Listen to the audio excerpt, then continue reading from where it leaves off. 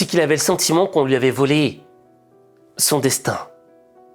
Que Adonis vivait la vie qu'il était censé vivre lui. Et Damian souffrait dans l'ombre de la douleur. J'ai fait tous ces sacrifices, j'ai passé 18 ans en prison, je me suis entraîné dur et pourtant je ne récolte rien. Et on peut faire le même parallèle au Sénégal. Et tu vois, pour moi c'est une équation impossible à résoudre. On n'arrive pas à prendre parti. D'un côté on a Bassirou Diomaye Faye, président légalement élu.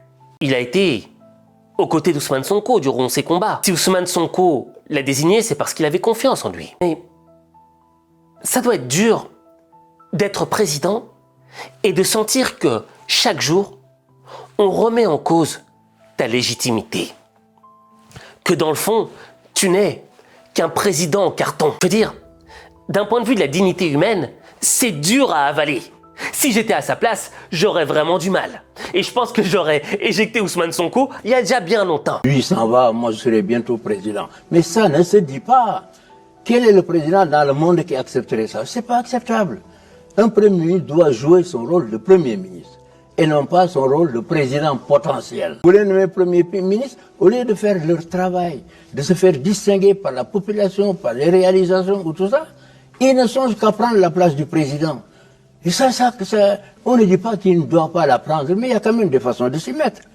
Je disais une fois que, vous savez, il y a une loi biologique, tout corps menacé, qui se sent menacé réagit. Ça, il faut que les gens se mettent ça dans la tête. On ne menace pas les gens d'une manière ou d'une autre. Parce que c'est difficile de vivre dans l'ombre de l'homme qui, certes, n'a pas le pouvoir légal, mais qui a le pouvoir émotionnel. Et maintenant, venons-en à celui qui détient le pouvoir émotionnel, Ousmane Sonko. Moi, je me souviens, quand je me baladais dans les rues et que je rencontrais justement des gens du peuple du Sénégal, ils me parlaient constamment d'Ousmane Sonko. « Oasis, faut que tu fasses une vidéo sur Ousmane Sonko. » Et au fait, je comprenais que Ousmane Sonko avait conquis les cœurs. Et Ousmane Sonko s'est sacrifié. Il a traversé la prison, l'enfer. Sa vie n'a pas été simple. Mais si je me mets à la place d'Ousmane Sonko et que je me dis, voici tous les sacrifices que j'ai faits.